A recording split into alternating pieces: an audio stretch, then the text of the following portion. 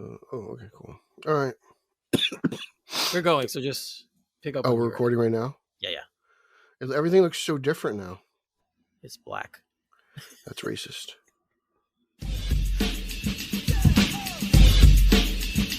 Straight out of Gotham, a crazy podcast about DC. With your host E-Rock and PD. When we speak up, get your geeks up. Cause you know you about to get geeked up. So sit back, relax, and get comfy. Lose your mind like Solomon Grundy.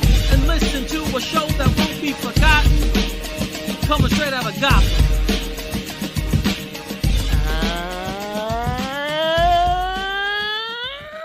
And hello,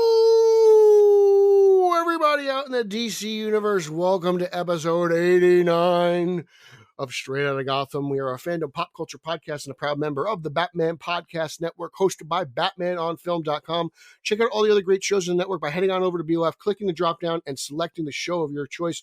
It's an utter buffet of shows. Everyone loves the Batman Book Club. We all love the Batman Book Club. We know Ryan Lauer is really popular, so you know it is what it is. He's the king. He's our king. He's our king. Ryan Lauer is our king. In a world where kings and queens are dying and being appointed, Ryan Lauer is the king of Batman nerdom. I've just declared it. So there you go. Everyone, kneel before Lauer. I am your co-host from the other side of the Hudson River. I am Peter R. Vera, and today we're recording on September 10th, 2022. And as always, we have a great show for you today. But before I get into the good stuff, I'd like to remind you, all of our faithful and amazing listeners, to please take the time to rate and review this show on iTunes and Apple Podcasts. And if we read your review on air, you could win. You very well might win a Straight Outta Gotham prize pack, and everyone's been loving that stuff. So you got to be in it to win it. Please review us, burn us, love us, tell us what we're doing great, tell us what we're doing wrong. If it's just well written, funny, and if a good jab's a good jab. Now let me introduce you to my partner in crime, the only man who scored 9 touchdowns in a high school football game versus Fordham Prep. Ladies and gentlemen, the champion of Long Island, Chaminade's highest flyer, Eric Holzman. Thank you, Pete. Yeah, man. 9 is never. No, I don't think I ever never be broken. 9. Never be broken. Well, you know what? That's true. Now that I think about it, you and Joe DiMaggio have the two. I have, yes. And it's great too, because later this evening, News 12 Long Island at 6:30 will broadcast your game for the first time since it happened. So I think that's great. I'm happy that people are recognizing you for your achievements to the island and just what you've done. You know, you're kind of like Bigfoot. You know, local folklore is something that seems to have died, but you have kept it going. So I appreciate that. I wonder how they converted that footage, though. That's what I want to know. That footage was probably on like old silent movie type film stuff. Old man. It was definitely VHS. It was definitely VHS. I know that. Oh yeah. I mean, it very well may be recorded on Betamax. It was a while ago. The early 90s. Now that I think about it, was a long time ago. So yeah, but no, man, my high school football days, I miss those days very much. Very much. In between the tackles, Eric Holzman getting dirty. Nah, just like Saturday mornings. Like we're recording on Saturday, so Saturday mornings is still I get when I wake up. Saturday mornings are important for Eric, so he spends them with the time. He spends his time with the people he loves, me. So yeah, it's just a memory that if you played, you understand, and it's just something that never leaves you. So I do miss those days, big time. But are you a bigger fan of the phrase "Taking Back Sunday" or Friday Night Lights? Like, what applies to you more often? Well, we always played on Saturday. Okay, so neither. So neither of those would work. But we did our bigger games are usually on Friday night. So, but that's the crazy thing. Like when I lived down in Florida, mm-hmm. I couldn't believe how big high school football is there. Like they really high school football. Yes, these smaller in Texas, all in the South. These smaller towns, they like shut down everything to go watch the high school football game. It's the craziest thing I've ever seen. But sounds very Varsity Blues, huh? It is. It's very much like Friday Night Lights, Varsity Blues, those kinds of southern towns where they're not big and they may not have, or can't get to their professional team game, or maybe they don't have a college team.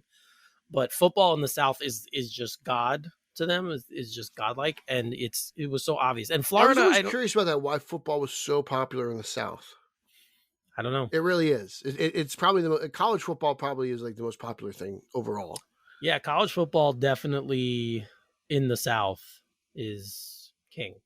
College football is just like, if you've never been to a college football tailgate for an SEC school, you should go. That should be something you want to do in life. How many have you been to? Because when my friend went to UGA, I went to 2, I think, with him.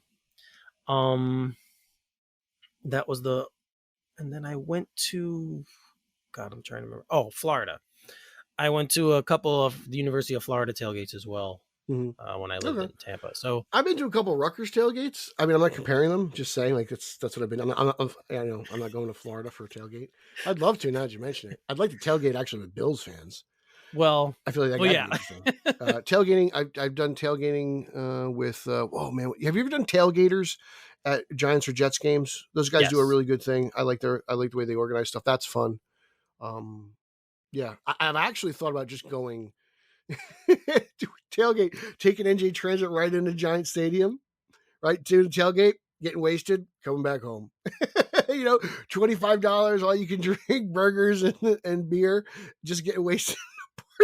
Like come home, just free party in the morning. A lot of people, you'll be surprised how many people actually do that on a weekly basis, because there are people who just go for the tailgate and don't ever step foot in the stadium. I'd love to do it. It's because everything in the Meadowlands has to be screwed up. Getting in and out of NJ Transit in the Meadowlands isn't easy. You just can't get on a train and go in and out. It's a mob scene. Yeah, no, it's crazy. I mean, I've done it. For as much as we like to make fun of Philadelphia and New York, New Jersey, or certain parts of New Jersey want to hate on Philly, that area with the football field, the baseball field, and the hockey arena, it's done perfectly with Philly Genius. Live. Yes. Yeah, they getting in and out is a breeze, and nothing screws up a parking lot better than a gigantic ski slope. I'll say that much. But everyone says that thing is fantastic. I haven't been. I haven't been inside of it because I'm still bitter about it. Because it's. I think it might be easier for you. It took forever. There's a fantastic documentary on YouTube. I think it's like abandoned places or something like that. It's one of those things where a guy talks about what is it called? American Dream, which I think is like now the second largest mall in the country behind Mall of America. Mall of America, but it's also the emptiest mall in the country. Like there's nothing in it. So it's second at first in totally different categories. And it's just from conception, like how when they talk about first doing it and how it's transformed and how it was screwed up and then everything else, and the Giants relocating changed things around because they they moved the parking lot like 15 degrees or the football stadium 15 degrees or whatever it is. It's very, very fascinating. And I was like, how this guy Stanton got a hit? There we go, we're back to normal. So it's very fascinating for those of you who live in the area. I'll look it up and I'll post it up from the SOG Twitter account, but it's funny because it's just, man. The Meadowlands is a waste. There's nothing there, and they made it even more miserable than it should have been. But the Izod Center is actually now a film studio, a TV studio. Didn't they do half of it? Isn't half of it active now? It has like an indoor water park and all this other crap. There's stuff in it. There's a few short. Yeah. It's still empty though. Like it like, I think, if I'm not mistaken, I think it like opened like just before COVID got huge. Yeah, my friend went with his kids. That's why I know. But like apparently parking's expensive getting there because like it's like you have to pay toll to get there, and if you're coming from New York, it's even more toll. Yes, and then you have to pay for parking. So it's like, why am I going to go to this mall where I have to pay, basically pay to enter? I know. And New Jersey has so many malls, so it's like it's like the strip mall capital of the world. So yeah. But yeah, but it's American Dream. Yep. Look it up if you don't know. I remember the name. I remember it was called Xanadu. Yeah. But we are talking as well, as you mentioned. We mentioned high school football and college football. It is opening weekend in the NFL, which starts tomorrow. Actually started Thursday. Sorry, between the game between the Rams and the Bills, and the Bills looked pretty damn good. So that's all I have to say. So the Jets will not be winning the division anytime soon. That doesn't look like it. That stinks, man. You go from the Patriots to the Bills. You think the Bills will have a good run? It's a matter of how you build your team. Well, the Giants think the Bills guys are the right guys to build a team. That's it. I mean, that's what it boils down to. It's how you build your team. And You know, the Jets had a chance at Josh Allen. So did the Browns. The Browns took Baker Mayfield, and the Jets took Sam Darnold. And now they're both on the same team. Yes. So Torres got a hit. We've got to run. Look at this. But it's the total opposite of yesterday. Yes, Pete's watching the Yankee game, guys. So if you get these little interjections, because I enjoy Yankees pain news, and suffering. We're not going to talk about that live because we took about 10, 15 minutes to talk about it before we started recording. Well, so we won't go into it. Let's just say that the Yankees. I think we should record that and post straight out of the strike zone and have a baseball show or straight out of the bullpen. It's too much straight out of. We have a good. That's our straight out entertainment. That's our brand. Straight out entertainment LLC. That's our brand. That's it. I just did it. If we do that, then we might have to pay NWA some royalties or something. Really? They own those two words? I don't know. I don't know if straight out of is. I guess if we switch to out of, maybe we could do that. Oh my God. That might work. Donaldson with is it a double? They're all hitting. This is crazy. Oh my God. It's like June. I know, right? Holy crap, we've run back in time. It's like June. They can play baseball again. They're not stupid anymore. I will say the Yankees at least did one thing recently, which they always do, which is win a series from the Twins. So I'll just put that out there. I wish we were still playing them. I know, right? I mean, they should have even won the last game, but it's like, oh man, it's always good when they come in town because it's we have a lot of Twins fans who we're friends with, so it's all fun, guys. We're just having some fun right now. But all right, so let's get into the nitty gritty of what our show is usually about, which of course is fandom news. So we're gonna get into it a little bit. It's been a while since we had a show. It's been a while. So, but we're back. And it's been like 2 weeks. It's not that long. It's been a couple weeks. But we have some. We have some news, and let's start right away with Pete's favorite channel. We're going to start with the CW because that's his favorite channel of all of the TV channels. Well, what other channel has Pete is the home of the DC universe? It's the CW. That's his thing. But Pete, you will be sad to find out that the CW is going to be switching their programming from the superheroes and the teen slate to more adult related comedy shows. One, I saw this coming. Two, it sounds ridiculous because we just found out their demographic was 45 and older. I know mine. But I get it. They're talking about the shows they create. That's the aspect. That's the teen, I guess. But we all just look. We all knew this was coming. The CW is up for sale. Things are changing. They essentially have phased out their superhero shows, so the network is going through a new age, and that's fine. And I've got a wonderful selection of CW related superhero shows. We still got a few going on: Stargirl, Superman, and Lois. Yes, that are yet to end, or probably just end up moving entirely. That is to be seen, but I enjoy the catalog. You yourself are a CW fan. You love you some Arrow. Yeah. The best thing about the CW was it had a very vast menu, and I think they covered everything for the most part. You got Bruce Wayne in there. You got the Bats. You got Supers. You got Flash. Green Lantern. You got a little Green Lantern. Some Green Arrow. You got the Monitor. You got a couple Crisis on Infinite Earths. They did a really good job, probably within their budget and whatever they were able to do, and I appreciate it. And if you want to hate on it, you can, or you can just enjoy it because I think it's actually pretty good.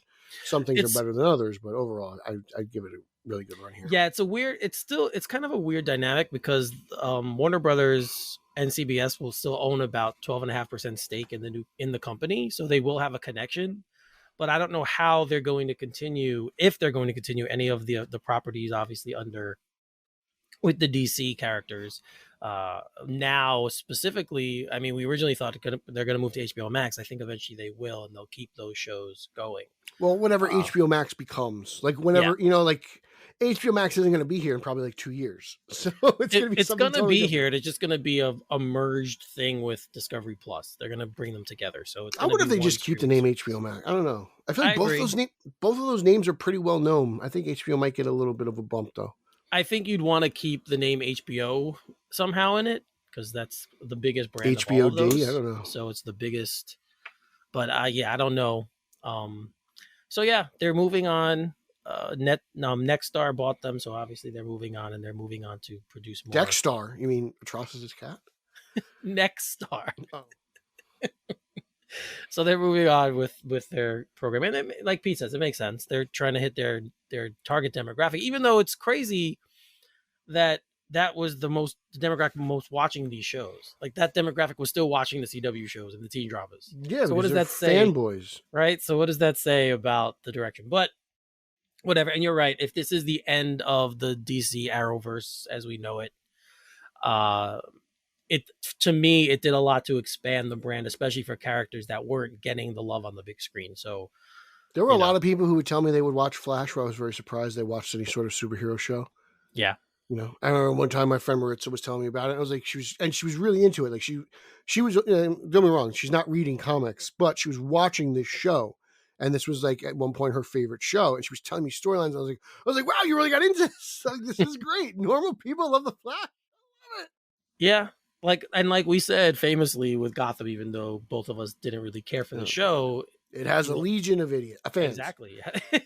You're right. It has a legion of fans and that could have brought them to Batman and introduced them to Batman, and now they might be huge Batman fans. Yep. You just hope they found better Batman. Right. You just if you found Denny O'Neil at some point, it's like their gateway. If that's their gateway drug into Batman, that's okay. We could kind of reconcile that. Like, imagine like Batman treating like he's a gateway drug, treating Batman like weed. Like, you ever see Batman on Gotham, man? Like Jon Stewart. Well, sticking with since you ever see Batman on Superpowers, man? I have. Old man, look at my life. But since we brought up Gotham, the trailer for season 3 of Pennyworth was released, and we watched. We both watched. You know what, man? Show. I think I got to go back and rewatch some Pennyworth, dude. This trailer is Austin Powers, James Bond, like all these things mixed into one trailer. I think you hit the nail on the head there, combining the two, the spies there. Yeah, I was really impressed with what I saw. Here's the thing, man. Like, I just still don't know what Epix is. You know, like I had no way of getting Epix. I don't channel surf that much anymore. I'm more of a streamer. But when I did, when Pennyworth was around, like I didn't know what channel it was on. It was a paid channel, so okay, so. It was kind of limited in its audience, I thought. I know Joe Forno loves the show. He would rave about it. And because of him, I'm like, all right, I'll watch it. You know, I'll just, but like, I got to figure out a way to watch it. And I believe the first 2 seasons are on HBO Max now. Yes, yeah, it's all going to be. So, you know, and recently they just did a comic Pennyworth. Because I don't watch the show, I don't know if it ties into the TV show. Mm-hmm. And I thought the comic was really good. I talked about it on the Batman Book Club with our king, Ryan Lauer. So I think, you know, it's time for me to crack that open, and maybe we'll do some, I don't know, straight out of Pennyworth or straight out of England, straight out of the UK. And we'll do something funny with that.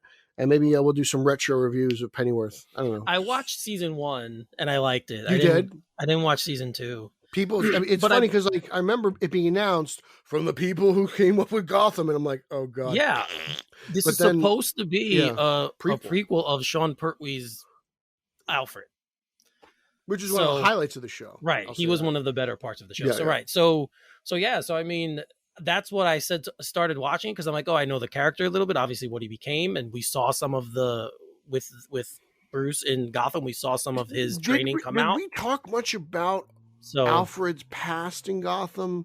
Did that come up a lot? Like I feel like we knew the basic that they were going with, like Secret Service type spies type thing, but we don't really know anything that happened. So I don't know if you remember anything. And this year, it seems like they're bringing in Patrick Wayne. Who's that? Like Bruce's uncle? No, he's not Bruce's uncle. He's Thomas's father. He's Bruce's grandfather. Oh, really? In the trailer for Pennyworth. So because you see Patrick Wayne come in and he says, my son thinks you're the best spy type guy for this kind of a job. And he goes, oh, really? So, and in the previous seasons of Gotham, he has met Thomas. I mean, of Pennyworth, he's met Thomas Wayne. So that's who he's talking about. Okay. And I got to check it out, man. It looks interesting. And to be honest, I still kind of got a Bond kick going. Like I'm still like, you know, Yeah. I feel like this could kind of scratch that itch a little bit.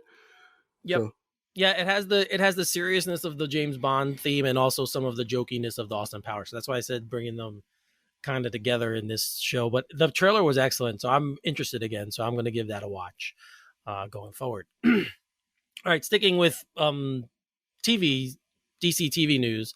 We know that Superman and Lois lost Jordan Elsis, who played Jonathan Kent. Well, they have recast with Michael Bishop, Australian actor Michael Bishop. He will be taking over the role of Jonathan Kent. So I remember when we talked about this first time, you were like, maybe he's going to go away for a while and come back in the future. But no, that's not what they decided to do. They recast the role. I don't know this kid. So I don't know what he's done before or what he's been in. Apparently he's been on a show on the Disney Channel. That's all I know. So you love Disney. You do. And he's Did had you some rewatch Austrian The Little TV. Mermaid last night? Excuse me? I thought you rewatched The Little Mermaid last night. No. I thought you did. I think you told me you did. Although The Little Mermaid is a fantastic movie. But I did not watch their live action remake. I believe they just released a couple stills the other day. Yes, they did. Maybe that's what it was. Maybe that's what you're talking about. Yeah, I know you're a big Ariel guy. So, hey, I like quality stuff. The Little Mermaid's a quality movie. What am I gonna say? How could you remember the penis cover? Inside the castle. Of the castle. Yes, yeah. Big deal. The subliminal messages that everyone picks out and finds now in Disney movies and art. Yeah. Meanwhile, it's like squeaky clean. I know, right? Clean. So there we go. We have our Jonathan Kent. So guys, we will be getting. I don't know anything about this guy like you. They don't really look like the same. No, not at all. Outside of their hair, they both kind of have that curly hair. It's going to be interesting because I thought this kid who originally played Jonathan Kent was actually the best actor on the show. I thought he really gave the best performance out of everyone. I was really impressed by what he did. Mostly because I feel like, he dealt with a lot of turmoil personally or whatever. Like, I wouldn't even say that. He's just really trying to figure it out. Everything with that girl and the drugs kind of like, I was like, oh man, like I kind of feel for this kid. Like he's making a lot of dumb moves, but he's a young kid. He's doing, he's growing up, he's learning, it was interesting. And I thought he did the most in the show that I found the most interesting. So to find out he was leaving was kind of a bummer, but we'll see what happens again. I don't know what's in store for Jonathan. We don't know how many episodes he's in. So we'll see what they do with it. But, I wonder if they do like when he steps on the stage, they do like Jonathan Kent is now being played like a voiceover. I've heard that in shows before where they've recast people, like they bridge in his name and then the show just picks up from there. So I don't know, but okay. It'll be, it's going to be interesting to watch, see the cast. It's always kind of weird because obviously the chemistry was built with Elsis, and now they're going to have to redo it with this new cast. So this new cast member. So we'll see. But he should be better than the guy who plays Jordan because that guy's terrible. So let's just continue and move on. He's not a good actor. Yeah, I'm not a big Jordan's. I'm not a big Jordan fan on the show. I love the show. It's definitely his best when I'm watching Superman. But yes, yeah, Jordan's a little weird. All right, so let's move a little bit now to the big screen. As we know, Blue Beetle has wrapped filming, and Xolo Maridueña, who's playing Jaime Reyes, was great job pronouncing his name, by the way. Huh? Great job pronouncing his name. Thank you. Recently did an interview with THR, and also includes his Cobra Kai character, Miguel Reyes. And I actually started watching season 5 of Cobra Kai last night. And you've been watching from the beginning, correct? Yes, I've been watching from the beginning, and I have to say this season so far is not good. Is this the first knock? I don't know. I mean, the show has been very hit or miss for me throughout its existence. So it's always a possibility that I wasn't going to like this season. And it's been season based. Like I've liked certain seasons and the other ones I just hated. I think the material they're attacking this season is good. I just don't, to me, they've upped the cheese factor even more, and the show was cheesy enough to begin with. So if you're not outside of the Johnny Lawrence character, which is always consistently funny, I just don't really, I'm not caring much for this season, but he's good. He's one of the bright spots of the show. Always good actor. So they were asking him about playing Blue Beetle. Very humble kid, they explained the process of how he got the job, how he was brought to a lunch with Walter Hamada, and Hamada meets him at the door. Is kind of explaining him what's going on. And he hadn't auditioned. He hadn't seen one line of script, Mhm. and then he takes him to the table, and then everyone else is there for the production of the film, and they tell him he got the film, and he just kind of breaks down and starts crying. And it was a cute little story, but I feel like the role's in good hands. I can speak to it more, Pete. You don't watch Cobra Kai, so No. but obviously he talks about how the importance of the character being a Latino superhero and how important that is to him and for representation to the community. So it's a pretty cool interview. So Pete, what did you think of the interview? I thought it was nice. I thought it was kind of cool. It's nice to see something written really well, like nice about Walter Hamada, because I feel like a lot of times I just read these stupid tweets about people attacking him, Mhm. and I thought what he did with this young man was fun, and especially for someone to finally get like the big role, right? Like I'm sure Cobra Kai was big. He seems to just be like excelling, bigger and bigger. Like Cobra Kai was huge. Now he's in Blue Beetle. He's he gets to wear his own CGI suit and save the day. So I'm sure that's really exhilarating for this young man. And I don't watch Cobra Kai, so I have no idea of his range and what he's able to do. But I'm happy for the production of the film. I'm glad it got bumped up from HBO Max to theatrical, and I'm looking forward to seeing it. And I can't wait to see what this looks like on the big screen, because the only real Blue Beetle I ever really got into was Jaime Reyes on Injustice. So like it'd be fun to see him do some of those things. That's really my only real reference I have for this character. I remember I read a Blue Beetle. This was Jaime Reyes Blue Beetle crossover with Green Arrow in Green Arrow's books around like 2006, 2007. It was like a 2-issue crossover, but that's all I really got about Blue Beetle. And it's really all I got about Green Arrow too, to be honest with you, outside of what he's in Green Lantern books. I'm just interested because, again, this is a character I don't know too much about. I kind of, I know what I need to know based on shows like Young Justice and video games like Injustice and things, and Right. Brave and the Bold. He was in that. I believe he was in the first couple episodes or first episode. So he's not a character that I read often, but a character that I want to learn about, and I'm excited to see a fresh new character get a silver screen debut. Yeah, I agree. This is it's always risky when you take chances with unknown characters, but I feel like this character is going to resonate. I feel like him being in Cobra Kai on this show that's been so successful is going to help Blue Beetle. Mm-hmm. Excuse me. Sorry, guys. Jeez, coli. Yeah, exactly. I think I might actually have it. But yeah, so it's gonna be a cool thing going forward. We've had a lot of this going on, obviously, in the superhero realm with Black Panther being such a huge success, Wonder Woman getting her first movie in her 75-year iteration, which still boggles my mind. But obviously, having that first female character in that movie being such a hit. Yeah, they did. You did have the TV show though. She had a very long-running TV show that's very loved. Yes, I mean before Gal, Linda Carter was Wonder Woman, right? And for many people, she still is. So it's going to be. But you're right. Everything he's talking about, everything he says in this interview is very, very cool. He even gives props to Iron Man, which is probably was a rough part for you, Pete, but he does give props to Iron Man.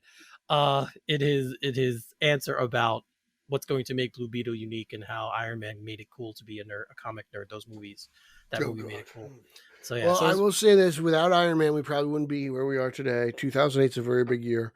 Just because I don't like the character in his movies doesn't mean I can't acknowledge that. Well, you had Iron Man and The Dark Knight in the same year. So, yeah, we did. 2008 was a big year, man. Pretty big year. That's pretty much the year that changed everything. Let's be honest. Yeah, you're 100% correct.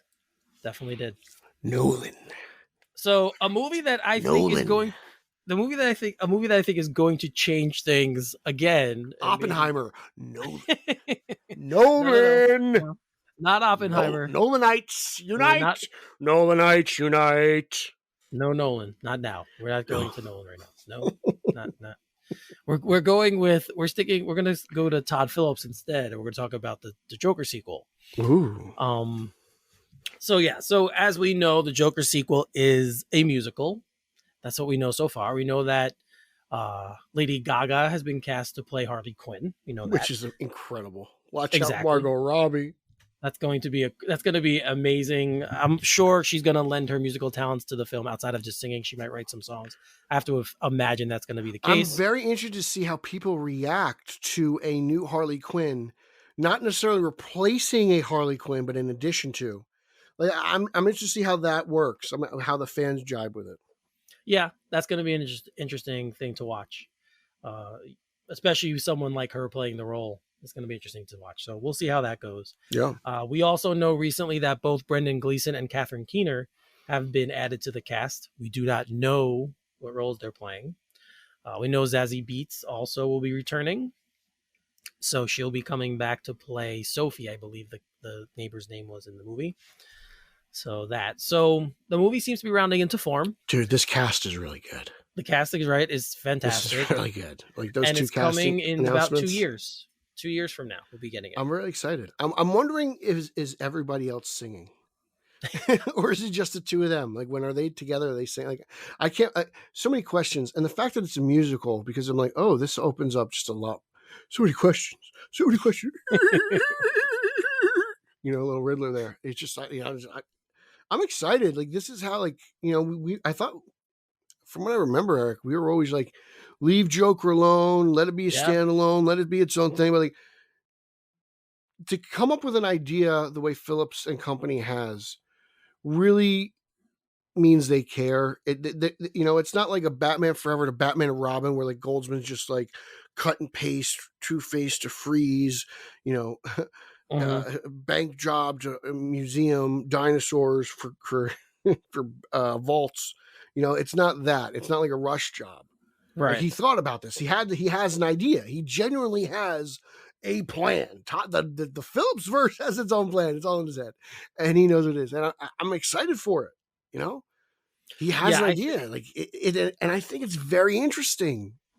Yeah, when we first talked about this film possibly getting a sequel, I remember after Joker, when the first leak that there might be a sequel, we were kind of like, no, it doesn't need one. Yeah, we were kind of against it. And I don't think I would be as interested if it weren't a musical. That was the first thing. Yeah. When they said musical, and then when they cast Gaga, I got really into it. I'm like, whoa, okay, that's a lot of talent between the two of them. Like, she's not going to get chewed up by him. No. You know, like he's not going to like eat up screen time, and you know, like she's a powerhouse in herself. Yes. So it's going to be This movie could either be like the end all be all, or it's just going to just disappoint the hell out of us. Exactly. I think it's a very ambitious swing that he's going for here, and it's either, like you said, it's either going to be fantastic and people are going to love it, probably more Oscar talk, or it's going to be a complete bomb and people are going to hate it. Because the first film, as much as critics liked it, it was kind of divisive amongst fans. So, you know. Well, it's like, well, where's Batman? You know, like, people are just so caught up on traditional. They're married to their. This is a far take, but I think it's very accurate of the Joker. But everything else of it is kind of in its own world. Yep. So it's going to be a fun time covering this for the next 2 years. I think we're going to have a good time the more information we get about it. We have no plot details yet, but there was a little bit of a rundown, and we threw it into the show because of the two castings of Brendan Gleeson and Catherine Keener. So it's going to be an interesting 2 years, I believe, with this one. I can't wait. This movie, I didn't think like I said, I didn't think I was going to want this, and now I really want to see this thing. Yeah, I'm with you. So it's so funny. I was like, the guy who made Due Date. You know, I like Todd Phillips movies. I think they're good. Like his movies crack me up. The Hangover, yeah, but like I just never expected him to do, because Joker's tough to watch. I like Joker. I think it's a really fascinating movie, and I dig it. But it's a tough watch. It just is. You know, I say that all the time. Like I can watch it again, but it's not a movie that I run back to watch again. Like I watch the Batman every day. Like I put it on, I fall asleep to it. It's just on. You know, like it's on. I watch the Batman probably every other day, if not every day. I didn't know that. Oh, it's amazing, Eric. It's great. Well, you know, it's now what your second favorite Batman movie behind 89 or something like that. Yeah, I mean, And you weren't excited for it. Like, it's tremendous. You know, you never did the said I whole like wasn't Lois excited Lane for it. thing. What? You did though. You went to you did the whole Lois Lane Woodburn thing, and then That doesn't mean I wasn't excited for it. I was trying to find out if other people were excited for it, not me. Usually, you kind of. I was always excited. That's a grouch move. It's a grouch move. No one wants to do that. Hey, you excited for this? No. Well, let me tell you what. There's stories that need to be told, Pete, and they're not always happy ones. That's all I'm gonna say. So. What? Oh, God, you were such an Eeyore. Me? What are you talking about? I just like telling the truth. Like rain cloud on you. Anyway, raindrops are falling on my head. Let's move on. Champion Long Island, the Jets are gonna be dead after week 1, and we're done. Are you done?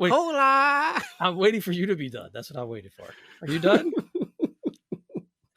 Because I want to get to the next story, because there's a search that isn't done, which we thought was done, and we even reported on possibly being done, and now it's not. Oh, yes, I'm talking about Dan Lin, obviously.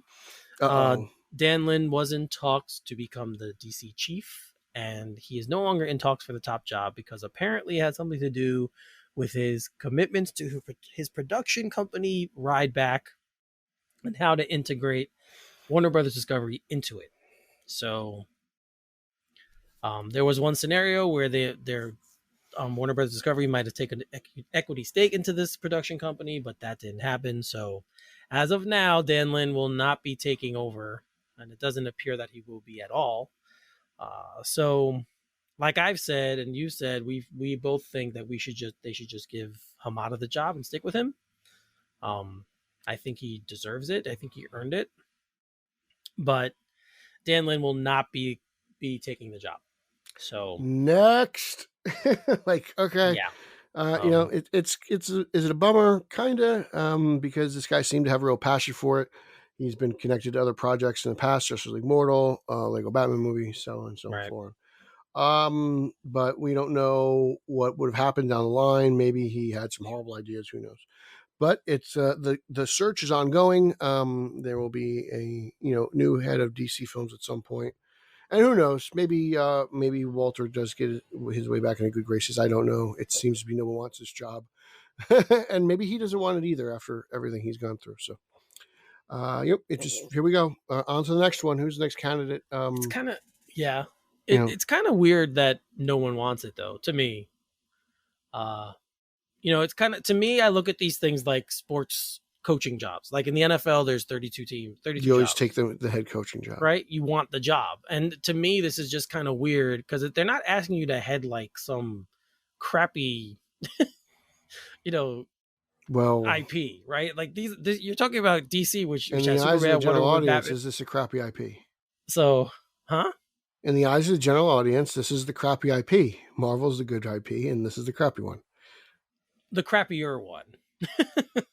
I won't say it's crappy because I don't think it is, but like in the eyes of those hits, people, obviously they've had hits, and if you throw the Batman and Joker under it, like we were just talking about, obviously they've had some major hits.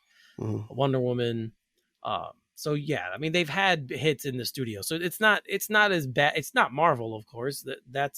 That no one could have predicted that, and that's taken on a life of its own, and now it's kind of bigger than the genre itself. So it's not that, but I mean, if it were me or anyone who has passion for these characters and is in Hollywood already, I don't see why they're not asking to be. LaDuca's name comes up a lot. I know he's like leading the way for the search, but what if it's kind of like a Dick Cheney search?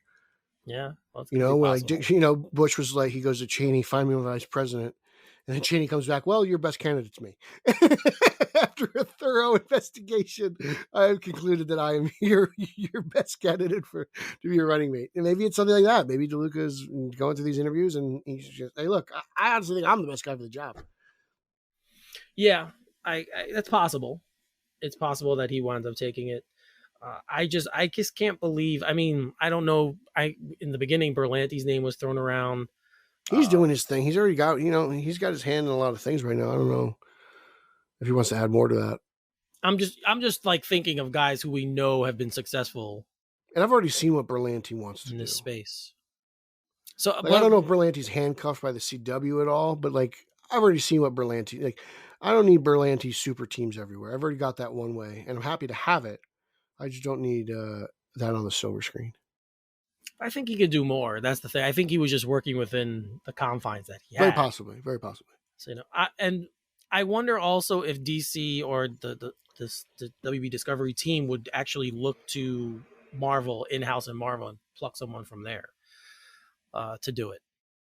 It happens in comics all the time. Why can't it happen with the films? Like, I mean, somebody's got a hot defense. Everyone wants that defensive coordinator. Exactly. Next year's their head coach. I mean, who's Feige's right hand man? Like, who are you going to poach? Like, we don't even know who that guy is.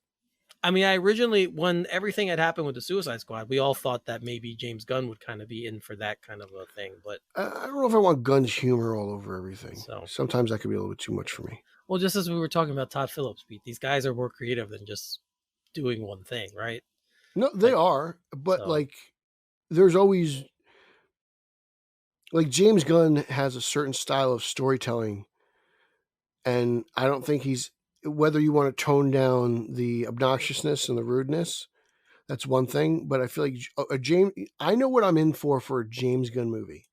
There's going to be some funny stuff. There's going to be some crazy fight scenes. There's going to be some emotional stuff. Like I know the storytelling that man does. He has a very distinct style. So like, I don't know if I want that across a wider universe where I would enjoy that in specific parts. But this wouldn't be him making the films. That's what I mean. Like I'm trying to think of guys. But but when you're comparing it to Marvel, Feige's hands-on and all these things, man. Like a lot of these things come from him. So like when you want that person in there, I don't think the ideas come from him. I think the through line comes from him. Okay. Like I think when they hire directors, like, yeah, you're playing in our sandbox, so these are the things you have to kind of stick with. Mm-hmm. But I don't think he says you have to do this, you have to do this, you have to do this. Like I don't think it's like that. Obviously there's been instances of that because there are some directors that have spoken about how sometimes it's hard to stay with color within those lines. But I think that directors have a little bit more freedom than what's publicly thought about in the MCU, because I don't think Ryan Coogler does his movies if he has those kinds of restrictions. No, but the Russos do. The Russos are told what to do. Well, if that's the case, then what they've done in the MCU has been pretty damn good. So, well, it's because it comes from somebody else. What are you gonna do? You just are so mean when it comes to them. Wow, man. They're frauds. You are so mean. Interesting. Very interesting. All right. So there's been one ongoing story that we've been covering for a while, and of course it's the Ezra Miller one. But this is not a bad thing, guys. A story came out. He's in another movie right now that's actually been shown at the Toronto Independent Film Festival, International Film Festival, sorry. Which Daliland, which is a piece on Salvatore Dali, where Miller plays the younger version of the character. Ben Kingsley plays the older Salvatore Dali, and they spoke to the director, Mary Harron, and she's like, the movie's finished. We're showing it here. They were showing it at the festival, which has actually happened already. And she wasn't pulling him from the film. So the good thing that came out from it, though, she said nothing bad happened during the film. He was good, and she's not condoning, obviously, anything that Ezra did. And she hopes he gets the help he needs, and an intervention was needed. But the film is the film. So I think we put that into this case with The Flash, which we also know is done shooting. If people were still kind of worried about it, I wouldn't be. That's all I'm going to say about this little piece coming out. It's kind of it's just good to hear someone talk positively about Ezra, because right. I feel like he's been in a lot of negative headlines lately. They say the work relationship's good, and there's nothing on set that they saw between him and any of the members of the cast and all that jazz. So Ezra pretty much checks out there, and she says, "Hey, look, he just needs a little help." Right. So someone's speaking positively to Ezra, and it's just nice to hear, because you don't want to think the guy's totally lost it, just falling off his rocker and just going crazy, right? No one wants that. Yeah, I mean, and this apparently was He just filmed had during a COVID. bad So, stretch. yeah, so it wasn't that long ago that this movie was filmed. So it's just, you're right. It was nice to hear someone say something positive. It makes me think that this stuff is whatever went on with Ezra is it's kind of just a bad period. Like it's like, oh, he's not really this whacked out dude who's just going around doing this crazy stuff, breaking into like, someone's house for peppermint schnapps. So it's, everyone goes through their rough patches, and hopefully he gets his head on straight. Yep. So we will continue to bring more Ezra Miller information as it comes, guys. Hopefully going forward until the Flash, it's all positive. I would love not to Flash. talk about Ezra Miller until the next Flash trailer, to be honest with you. Right? I agree. I'm kind of there with you. So, all right, let's bounce back to James Gunn a bit, because there was an interesting little, I guess it was an interview. It was kind of a Twitter. He kind of did a Twitter Q&A type deal. Something like that. Yeah, that's Right? what I would call it. Yep. And a fan asked him, if you as a director have an actor who isn't working out for any number of reasons, do you talk to them and give them a chance, or do you quick trigger and recast? So he says, if it's their temperament and it's serious, I'll immediately recast. Life is too short for assholes, which is basically what he said. Same if they're repeatedly very late, which I hate, or unprepared. I have a long list of actors, A-list or otherwise, I'll never work with for these reasons. I imagine he's talking about Jared Leto, because I think the two of them hate each other. Well, that's for a different reason, but yes. But if it's performance related and they're putting their all into it, I'll do everything on my end to make it work until it's absolutely clear the quality of the project will be perceivably harmed if we don't recast. This can happen with really talented actors who just don't fit. So I think that's cool. I think that most directors would probably say something similar. But hey, it didn't work out. Like, what's his name in Back to the Future, right? Right. Yeah, Eric Stoltz, right. Yeah. But Pete, you mentioned Jared Leto. Are there any A-list actors you think might have Gunn by other ones that Gunn might have issues with that that he wouldn't? Well, wouldn't it's work kind of like you look at it as James Gunn is a guy who usually hires. He's kind of like Adam Sandler and Tim Burton. Like his guys are always in his movies. Michael Rooker, so on and so forth. Yep. Always end up in a James Gunn movie. You look at the guys who have been in a James Gunn movie, and then never have been in another James Gunn movie. So I don't know. I'd have to look at his filmography and see who has and hasn't had repeat appearances. Like, like Johnny Depp's always in Tim Burton movies. Right. You know what I'm saying? So like, I'm trying to think of A-list guys though that or actors or actresses that maybe Kurt Russell wouldn't work. Well, he did work with them. He once, as far as I know. He's not an A-list actor to me, is he? No. Historically. Is he? You don't think so? You don't think Kurt Russell's A-list? I don't know. I mean, in his prime, he was. Like A-list, I think of like Julia Roberts and just these fantastic, super actors that the mere mention of their name and their. Has anyone ever been recast in Guardians? No. I'm trying to think of like franchises. No, I mean, obviously, Will Smith, I guess technically is an A-list actor. I don't know if I'd put him there, but he worked with him, and he would have worked with him again if they could have made it work out. Yeah, I don't know. I'm trying to figure it out, but I don't know. It's probably there's probably more lower level people that he probably doesn't want to work with than probably A-list talent, right? You'd think, because I don't know. It's probably people we don't know. We're thinking of like movie stars. Well, that's who probably A-list like is. A DP that he doesn't like, or so and I'm sure that's the case though. Like like when you're in a production, you're like, oh God, I gotta work with this guy. This guy sucks. I hate his attitude. He's always late and he always eats the last donut. Like it's like, yeah. That would seem like, yes, the last donut thing would seem like it would bother Gunn as well. I just never forget the fandom thing where last year before obviously the Suicide Squad, the one before the Suicide Squad, where we had the panel with all the actors in the movie that were there. And it was kind of like a Brady Bunch setup. They all had like their faces on it was to see him interact with them. It was fantastic. Like that. I would love to be in a project with him. If he was directing, I think it'd be a blast, but I would love to see you in Joker 2. Actually, I would love to hear you sing. Oh, maybe like Joker's about to like, I don't know, slice and dice you, and then you're like, you try to convince him with song, he's, like Joaquin's just singing, telling you how he's going to just cut you up and gut you. And you're like, no, Joe, singing in the rain. I'm Holzman in pain. The Oh, Jesus. Joker's insane. Holzman in the rain. I don't think that. Singing in the rain. Holzman propane. What the hell is wrong with you? Oh my God. See, Eric, I could be on American Idol too. Don't put it in. Please don't put that. Please don't put that in the movie. Todd Phillips, if you're listening, please do not. If he is, You can put me in the movie, yes. How but amazing not would it that be to song. drive, like, I don't know, Joker's driving past Holzman propane? I love how you just tried to start rhyming things that with rain. Yes, exactly.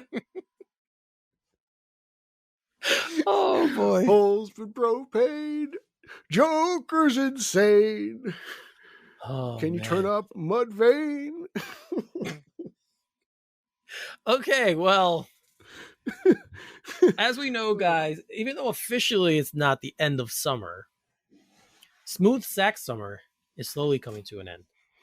If you haven't been scaping for the summer sun, it's not too late to sweep your sack of those pesky pubes. As summer comes to an end and we enter fall, keep your boys clean and fresh just in time for the Fresh Ball Fall. The leader in the below-the-waist grooming is here to make sure your pubes feel smoother than a beach ball and smell fresher than your girl's pumpkin spice.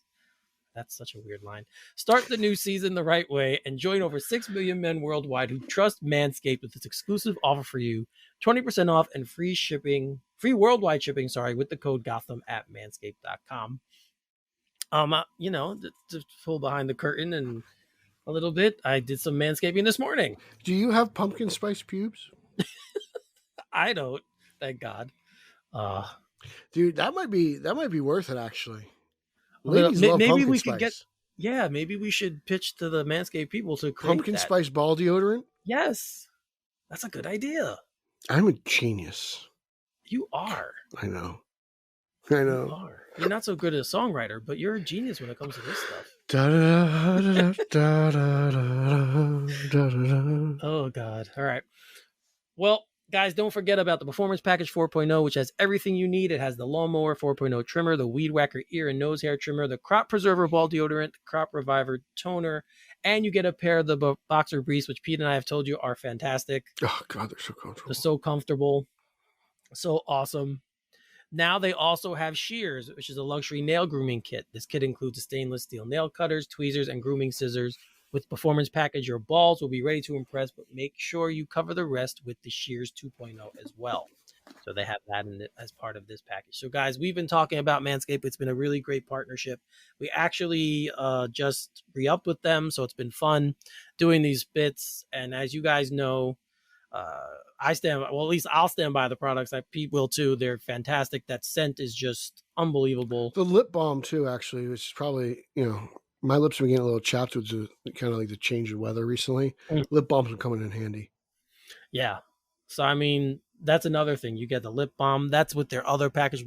I think we've talked about just the little body things spray. like that. They do really good. Like, it's weird. Like Manscaped, you're clearly thinking about your balls, but the underwear and the lip balm can't be slept on.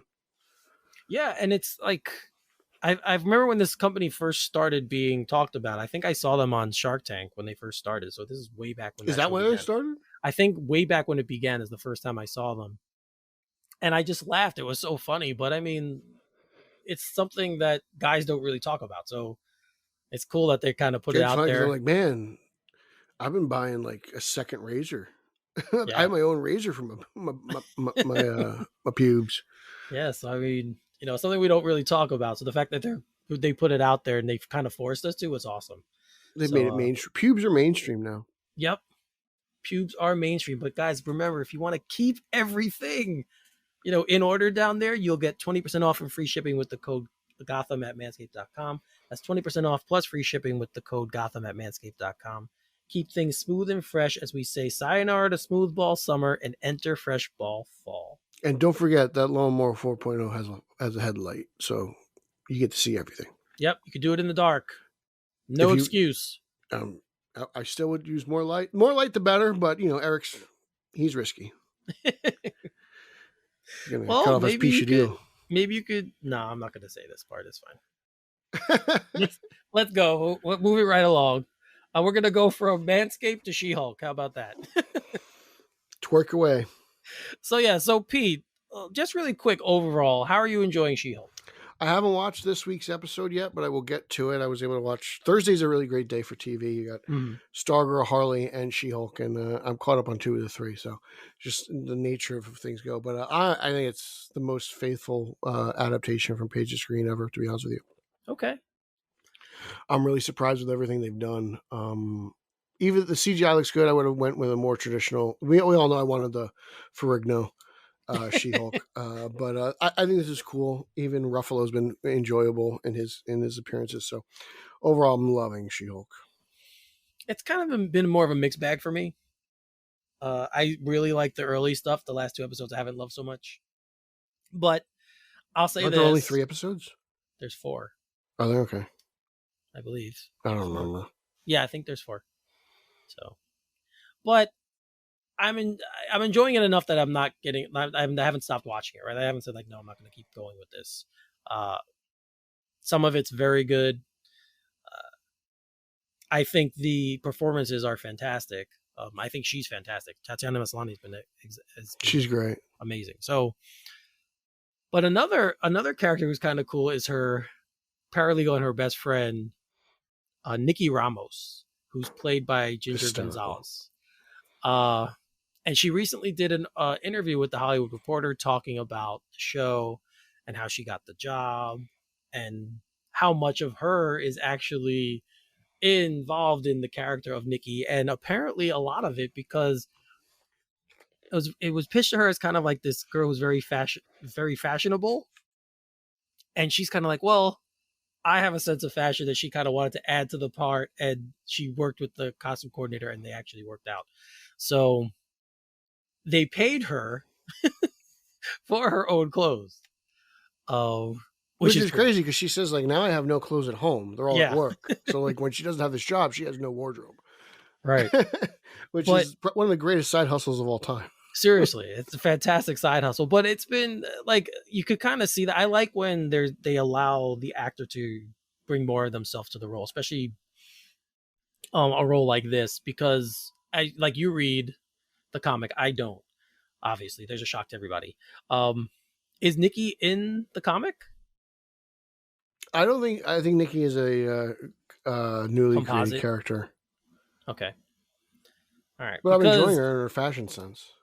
Yeah, and I mean she definitely is like the best. She's very, very much a best friend. She's the one who, Jen has her limitations and she's kind of pushing her to kind of be more than that. Jen doesn't want to be She-Hulk at first, and then she's kind of like, no. She kind of gave her the name. Like, it's very, very, that part's been very cool watching their interaction. She's been a fantastic part of the show. I've actually really enjoyed their interaction. It's one of the best things I think on the show. So guys, you want to check out the article? It's THR. Obviously we posted on the all our SOG socials, but check it out over there. But it's very, very interesting. And if you are watching the show, let us know what you think. I know some of you have interacted in the Facebook group about it. So just let us know what you think, because we're kind of, Pete loves it and I'm kind of just middle of the road on it now. I honestly think it's the best thing they've done with the Hulk since Incredible Hulk. That's fair. That is fair. That's fair. Well, just Hulks in general. Like we all know how critical I've been of the way Marvel's handled the Hulk. Yes, I have too. I've been critical of how Marvel handles the Hulk. So I think it's their only real big fumble. Right. Yep. I don't know how much of that had to do with the whole rights situation, but I think it did early on. I believe they own the rights by now. Yeah, or they're kind of not owned by anyone, or I forget what it was, or they reverted back, but they still, it's some kind of weird thing. Because if they do have the rights again, why aren't they developing another movie? I think that's going to come out of this, if I'm not mistaken. If the rumors are true, it will. So. In my opinion, it's just taking too long. Yep. All right, so another film. Let's switch. Let's kind of stay in Marvel, but let's switch to the Sony side of things for a minute. So we know Kraven the Hunter is coming out. It's coming out, I believe, next year. I feel like no one's talking about this movie at all. Really has kind of been put on the back burner. But Alessandro Nivola, who played Mickey Moltisanti in The Many Saints of Newark, he also played an Orthodox rabbi in Disobedience. If you've ever seen Disobedience, it's kind of a movie about Orthodox Judaism. I should check that out. Yeah, it's pretty heavy film. Rachel McAdams is in it as well. Okay. So you want to check that out. But they did an interview with him in THR, mostly about Amsterdam, which is David O. Russell's new movie that has Christian Bale and Margot Robbie and John David Washington and jeez, that's star-studded. Yeah, Chris Rock, like all these fantastic actors are in this film. But he does talk a little bit about playing Craven, the hunter, and he got the job basically because he worked with the director before, and he still can't say much about it, which has got to become a running line with these guys. But he said that, which was shocking to me, it was all done on location. Yeah, whole movie. Nothing was done green screen. No green screen at all. It's all shot on location. So I'm very curious to see, Craven in action, right? Yeah. Yeah. So it's cool. He talks about he's apparently really good friends with Ethan Hawke. So it's a cool little article, cool little thing to look into. But Craven is coming, guys. And yeah, it's interesting because, like I said earlier, like no one's really talking about this, even on Twitter. This and Madam Web are kind of flying extremely under the which probably are really good for both movies, except for us. Yeah, but I mean, flying under the radar is good because I don't think anyone's expecting anything from them, to be honest with you. And right. Coming off of something like Morbius, I feel like Sony's got to be okay. Here we go. Which just hit Netflix, by the way. Yes, Morbius is on Netflix. So I'm going to finally watch it, guys. So if you want to check it out, you can. Again, according to Eric and Nico, it's not that bad. It's nowhere near as bad as people made it seem. Like, it really isn't. It's not that terrible a movie. I believe you enjoyed it more than Carnage. It's just kind of, I liked it more than Carnage. Yes, I'm not a big fan of Carnage. I like Venom. I don't like Carnage. Carnage is. There's like 30 to 40 minutes of that movie that they cut. Yeah. Well, just to really quickly double back on what Nivola said about playing his character, because he doesn't say who he is, but we know there's a transformation that goes on. So he says, I only transform physically in the final moments of the movie, so it's just a classic villain role, and he's playing the bad guy. I think he's Chameleon.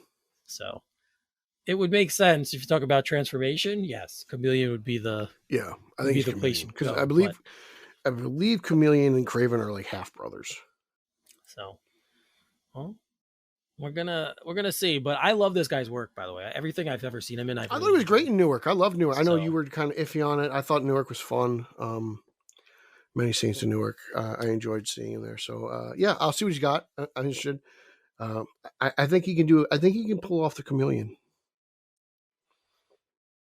Yep, we'll see. Like I said, I've seen him in other things. He's a very good actor, in my opinion. So, okay, so I've spoken. Yeah, so that's my opinion. That's all that matters. Understand me? Listen to him. Pete kind of teased Madam Web, and of course, we haven't talked about Madam Web in a while, so we were overdue. Hello, beautiful. For Madam Web's story. And Emma Roberts, who was cast in Madam Web, again, another movie we have no idea what any of these roles are. Madam Web has just probably... It's all Madam Web is missing is Kristen Stewart, and it's got like the best female actresses on the planet right now all in one movie. Shout out to Nico. Well, I will say it really is. You put Kristen Stewart in this movie, and all of a sudden you're talking like Oscar bait. Well, Sydney Sweetie's in it, so for Nico, that's just like forget it. This is amazing. There's no one better. Nico Caruso Spider All Stars. There's nobody better than Sydney Sweetie, and until Kristen Stewart comes out with her next movie. But all Emma Roberts really said is that she's going back to shoot a few more scenes, and it's been really fun. That's all we know, guys. But it was about a web story. We had to bring it to you guys. She can't wait for everyone to see it. It's a really cool film. So all of that is All right, just, bring it to me. I want to see it. I'm Punisher. excited. Madam Web. A superhero movie that's not connected to Marvel is always interesting. I think it's going to be though. It is. I Like don't know. if Marvel's keeping Spider-Man, if the Well, MCU here's is the thing. I keeping haven't seen Spider-Man- Morbius yet, so I don't know what that means. So I might watch Morbius tonight. I might do some live tweeting of Morbius, maybe. Yes, watch Morbius. Watch That's all I'll say. Morbius. Watch I haven't Morbius. watched Morbius. It's Morbin I time. mean, you know what you all I the had, no. Shut your mouth. First of all, no. You know me. I don't do that shit. Oh, so you don't know about the leak? No, I don't know. Okay, all right. I'm sorry, I forgot. I God won't say damn anything. it, Eric. What is your problem? Okay, this you is know me being. what? Like This, all the things I do for you, and the songs, and the memes, and this is how you repay me, you spoiler city Kowalski. I didn't spoil it though. You son of a bitch. I caught myself. What That's why I did you asked. say? That's why I asked. You really gonna stick up for this scumbag, Jim? You can watch Thor too, Love and Thunder. I will watch that, and I probably will It's- be like miserable the whole time. It's on Disney Plus. now. I saw that. I can finally catch up on the bad movies I didn't want to watch. It wasn't bad. It's got to be better than Ragnarok. Bale's fantastic. So When is he not? yeah, he's fantastic. Bale was fantastic in Shaft. Yeah, that's true. true. As was Jeffrey Wright and Samuel L. Jackson. That movie's amazing. I mean, I'll say this. It's weird though. I have a friend who loved Ragnarok. My friend John. He's one of the guys I do the Knicks podcast with. He loved Ragnarok. So I told him when I saw Thor Love and Thunder, I'm like, you'll probably like it. It's another Taika film. It's very similar beats, whatever. He tells me last night he hated it. So there. What? Oh, Love and Thunder? Yeah, he hated Love and Thunder. Taika has a very interesting taste that it's an acquired taste. Yes. You know? So there you go. So like that's what I guess I'm not Because really. Reno good at loves reading music. his was it that Nazi rabbit movie he made? Oh yeah, Rabbit.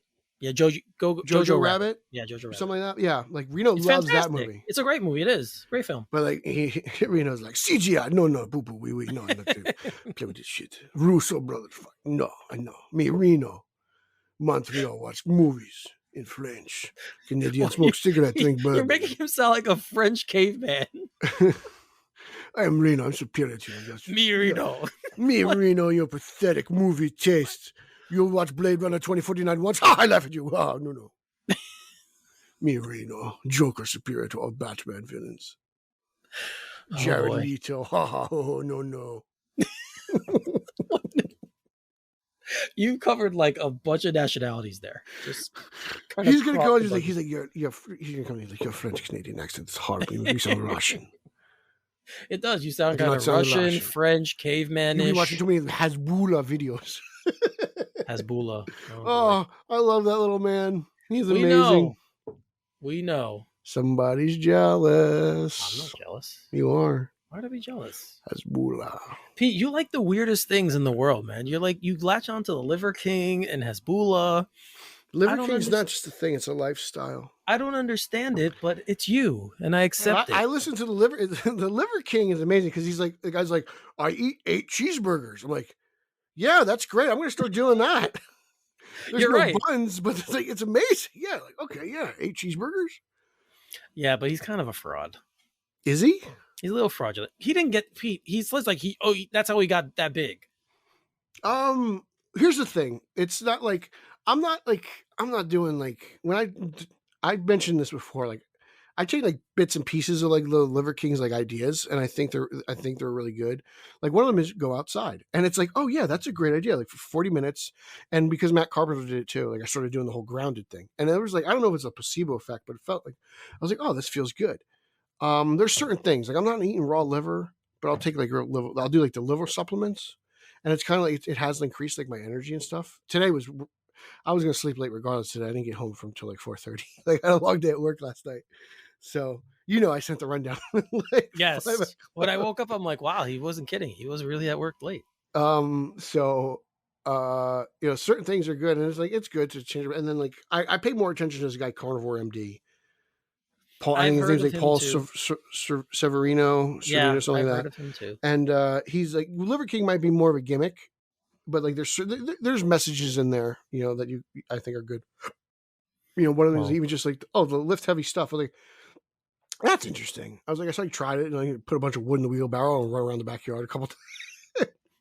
You know, I'm sure the neighbors think I'm an idiot, but We did that. I used to have to do that we're coming full circle.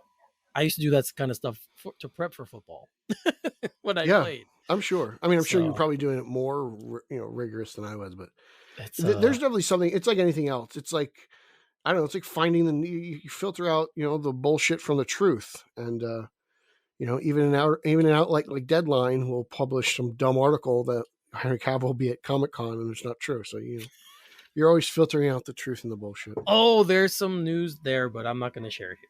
Sorry, guys. Uh-oh. What do you I got, a know scoop? I know a little something possibly, but Oh, really? I will. If Oh. things, Wait. Did you hang out with Zaslav? no, he's from Brooklyn, but no, I haven't hung out with him. You know his But, grandfather? But what? Your grandfathers went to high school together? No. I thought so. I thought the Zaslav Holzman connection was deep back in the 20s. No. Mm. Playing I wish. stickball. Damn, I thought I'd you guys ask were him big for a stickball job. companions. I'd ask him for a job if I do him. You kidding me? I could work for them. Make me head of DC Films. Who would oppose that? Eric, you could not be head of DC Films Why not? because you own like 3 comic books. So You can't. so be what? head of DC Films. I know the characters. Just because I don't read them doesn't mean I don't know them. There you go. And You I gotta love read. and I love the characters. I understand that, but you got to do a little reading. Why? All the main stories have already been told. What do I need to? You guys hate when anyone veers off that path anyway. That's So not I would- true. I just stay down that I line. loved Three Jokers. That went Yeah. off its own path. I didn't like The Night. I don't like what Zdarsky's doing. Guys, if you were in I think our you chat, gotta do a little bit more homework. Like If you were in our chat- I can't be the GM of the Dolphins. I don't know Okay. football like that. okay. I'd be more suited for like GM of the Padres. No, but see, if I became head of DC Films, I have a bunch of friends now who I could lean on for that stuff. So I could just ask you guys. So you're But gonna I- get the big fat paycheck while we come up with all the ideas. No, I'll hire you as You're part the of my executive. You'll be part of my team. We'll have a team. I mean, if you can talk, I don't know if you guys can get together, and maybe We're all see, guys, we're veering off into fantasy land here. I Like, don't know. wouldn't you feel better if someone you knew was in charge of DC Films and that I care about this stuff and I'm not going to freak out about stupid things? Well, here's the thing: opposite side of the spectrum. If it was Kowalski, I'd be nervous off my ass. And See? he reads like everybody. So it's like, let me just say, That's what Kowalski I would- mean. The Justice League they'd have like a satellite on Mars. Wouldn't it be like I'm saying? Would it be better? Maybe not just me, but have someone like me sitting in that chair where I could say, "Okay, guys, I want I your think we opinions." did. I think his name was Kevin Tsujihara. You guys could all kind of tell me what you think about a project, and then I'll be the one that puts it together and makes the decision because I'm not going to be biased. I don't know. I think that's how it would work. I would probably. And then you guys could all get writing credits. How about that? Writing credits. I have to join the Writers Guild. All right, guys, we're It's clearly more veering union off the dues. pattern Already here. pay union How dues. about everyone Double union dues? listening to this show? Is that a thing? If how would you feel if I was made president of DC Films? Let's just put that out there. I'll put it. I'll make a Twitter. I'll put it in Twitter I too. don't know. right? I don't think We'll you're make a going these Twitter- results. We'll make a Twitter. That's like asking poll your as friends, "Hey, well. can you set me up with Can you set me up I'm with your okay. single friends?" And then they set you up with this ugly girl, and you're like, "So I that's can what you guys handle think of it. me?" I can handle it. I don't care. I have broad shoulders. I don't care. If you don't think so, tell me. You don't. That's fine. I just did. I know. See, but I'm not mad. I'm not mad that you told me that. It's fine. I get your opinion. You make sense. To be honest, I have to think Haas would be the one. Maybe he might. It's not a bad. He's probably call. the most level-headed. That's not a bad call. I probably could co-sign that. Lauer only reads Batman, so Yeah. he'd have to be like the Batman editor. Yeah, I think Um, Haas probably has the most knowledge, Yeah, so that would be a good choice. IKF just dropped the ball. All right, let's wrap this thing up because now we're going down crazy town, and Pete's actually watching the Yankee game again. So, I've been watching this whole time. all right, so They're Pete, up 7-1. It's Tell great. everyone where they can find you and talk to you. You can follow me on social media. It's Twitter, Instagram, and Zack Snyder's favorite platform bureau at Pete Illustrated. You can follow podcast number one, the podcast listening to right now, Straight Outta Gotham, at straight_O_G on both Instagram and Twitter. Please follow our Facebook group and join our please follow our Facebook page and join our Facebook group. A lot of great discourse there. Follow podcast number two, the Italian Spider-Man Coalition podcast. I co-host that with Nicholas and Nico Caruso. Just a bunch of wops talking about Spider-Man. Good time there. BatmanOnFilm.com. I've got comic book reviews, you got toy reviews, you got all kinds of things over there. Batman on Film YouTube, interviews, stuff, Uslan, Tara Strong, all that great stuff, Comic Cons past. Check out at Team Yellow Oval on Twitter, as we were just celebrating everything that involves Batman wearing his cute little oval. And I believe that covers everything. Champ, it's up to you. As you guys know, follow me on Twitter at Finally33, spell Finale33. As Pete said, check us out on Facebook again, the group, the page. The group has been a little more active lately, and I like that. So get your comments. If you're in the group, definitely start talking with us. You guys can post things too. We have to approve them, and it's set up that way because there have been times in the past Trolls. where yes, people have posted some pretty erroneous stuff, and some guy from like Paramus wants to challenge Eric to like a sprint. so we need to review them first. But definitely, if there's a topic there and you're in the group, definitely post up. We'd love to talk about this stuff with you guys over there. Check out my Knicks podcast, All Nicked Up. You could interact with my Twitter account there at all_nicked_up. We will be having a season preview coming soon as training camp opens in a little bit. I think about a couple of weeks. Training camp open, so we'll be talking about that stuff. I also have an All Nicked Up page on Facebook as well. So if you're a fan of the New York Knicks, go over there, become part of the group, and we could talk about all things New York Knicks. I know that's fun for everyone, but I don't even think that's fun for Knicks fans. Yeah, it's not. But it's going to be. How do you feel about this Donovan Mitchell thing? I feel like this is for the package that they got, that Utah got. It's good. That's a good package for him. The Knicks were never going to give him that. So it's just funny how like Knicks fans like, this is definitely going to happen, and like it didn't. I was like, you guys always do this to yourselves. Well, we can only go on what we're being told, and that all the signs were that's what was going to happen. But I'm not sad. I don't know. I mean, him trolling fans and going to like Shea Stadium. Like, he's from New York. I get that, but it's like I don't know if it's him trolling. Okay, if you asked him, do you think he wants to go to Cleveland or he'd rather come here? Let's be real. No one, as Joakim Noah. Well, here, let's be real. The last 20 years, what's been a better destination has been Cleveland. Yeah, when they had LeBron. But they didn't have LeBron. They've been just as bad. Yeah, so then it's in the past 20 years, Cleveland's won a championship. When they had LeBron. And they've been to the finals. Do they have LeBron? But they've done it. Okay, I'm not going there anymore. LeBron is for the Lakers, is playing for the Lakers now. You're right. All right, we're going for the last 20 years. Would you rather be a Cavs fan or a Knicks fan? I guess that makes sense. But I'm asking where the player would rather go. If you have all that money, would you rather spend your nights hanging out in Cleveland or New York? Let's be real. New York, yeah. Well, so Donovan Mitchell's 25-year-old man, millionaire. Where do you think he'd rather be? With probably the better organization. No, he'd rather be in New York. We'll see what happens. That's why the three teams he mentioned were the Knicks, the Nets, and Miami. Those are his three teams he preferred to be traded to. Well, then he's got to wait till free agency. So, all right, guys, that's going to do it for this show. Pete, you have anything else? Any parting comments? No, I really hope the Yankees don't blow this lead. Me too. I'm with you on that one. So for Peter Vera, I'm Eric Holzman. You're listening Straight Outta Gotham, and we will see you next time. Booyah.